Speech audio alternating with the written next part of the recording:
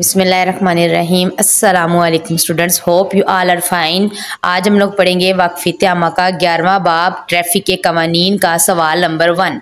जी बेटा, तो सवाल नंबर 1 क्या है? सवाल नंबर 1 है सड़क पार करते हुए क्या एहतियात करनी चाहिए। इसका जवाब है सड़क पार करने के लिए ज़ीब्रा क्रॉसिंग का इस्तेमाल करना चाहिए। ज़ीब्रा क्रॉसिंग क्या होती है बेटा? ज़ीब्रा क्रॉसिंग सड़क के ऊपर बना हुआ एक मुनासिब रास्ता जो हम सड़क पार करने के लिए इस्तेमाल करते हैं, उसको ज़ीब्रा क्रॉसिंग कहते हैं। उम्मीद है आपको आज के सवाल की समझ आई होगी। अल्लाह हाफिज़।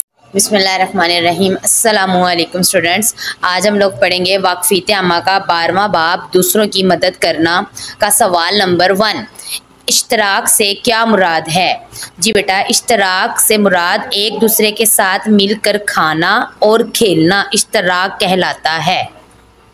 जी, अब हम आएंगे दूसरे सवाल की तरफ। दूसरों की मदद करना क्यों ज़रूरी है?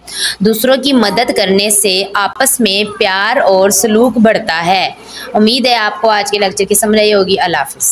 बिस्मिल्लाहिर्रहमानिर्रहीम। अस्सलामुअलैकुम स्टूडेंट्स, आज हम लोग पढ़ेंगे वाक़फ़ियत आमा का 12वां बाब तवानाई और उसके ज़राए का सवाल नंबर 1।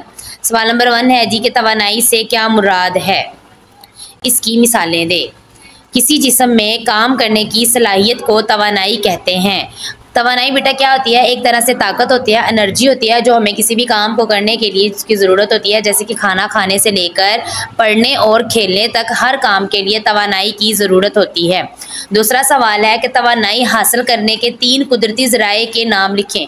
हमने ये तो पढ़ लिया कि तवानाई होती क्या है, अब ये है कि हम तवानाई हासिल कैसे करते हैं।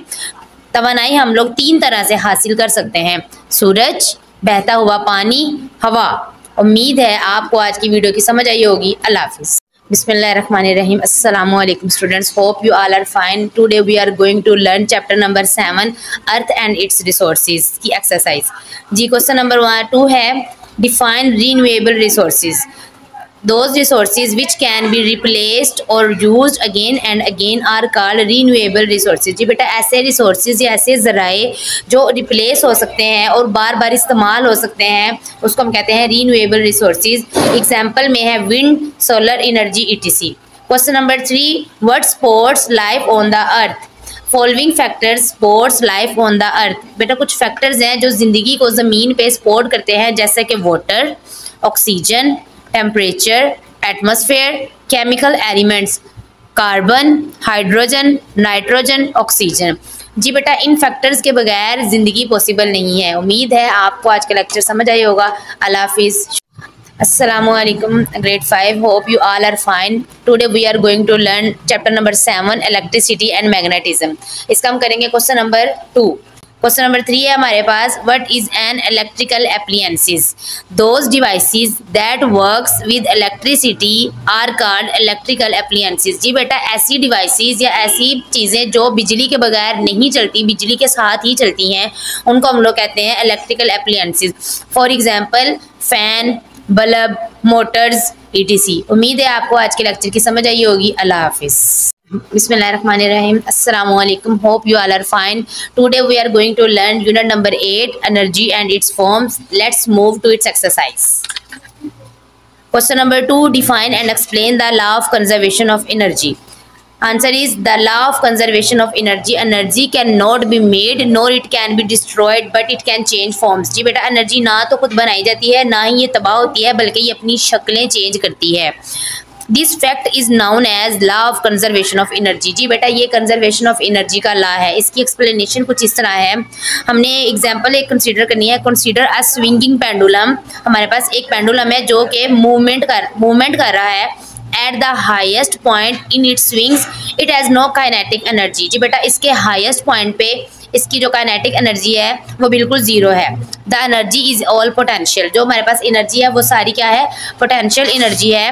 When it comes down at the lowest point in its swings its speed is the greatest. और जब ये अपने लोएस्ट पॉइंट पे आएगा तो इसकी जो स्पीड है वो क्या हो जाएगी? वो हमारे पास एनर्जी क्या ग्रेटेस्ट हो जाएगी। और it has no potential energy, इसके पास कोई भी पोटेंशियल एनर्जी नहीं रहेगी। The energy is all kinetic. At in between points the pendulum has both energy. जी बेटा जब वो सेंटर में होगा तो पेंडुलम के पास काइनेटिक भी एनर्जी भी होगी और पोटेंशियल एनर्जी भी होगी।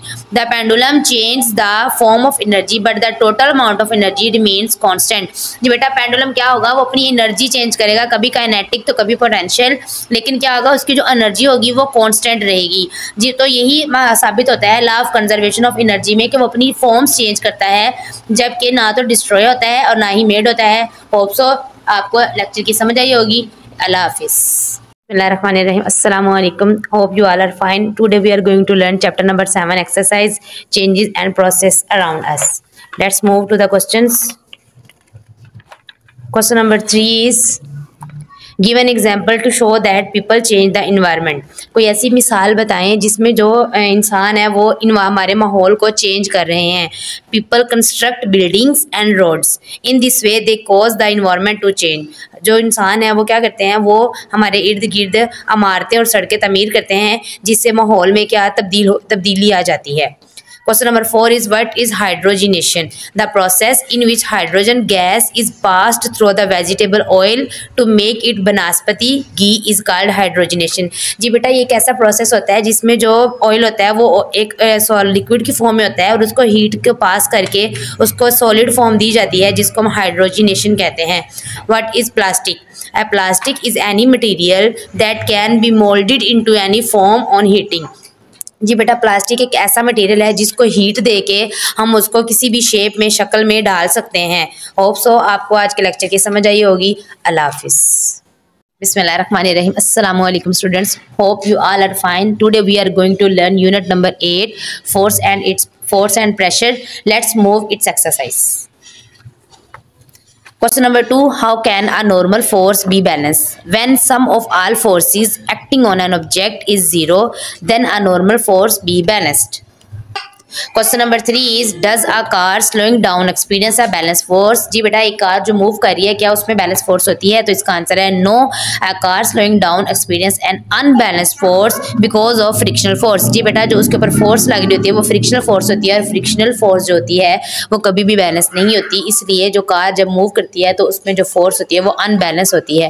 Question number 4 is define pressure. The force per unit area acting normally on the surface of an object is called pressure. Hope so you like the videos. उम्मीद है आपको आज के लेक्चर की समझ आई होगी। अल्लाह हाफिज़। शुक्रिया।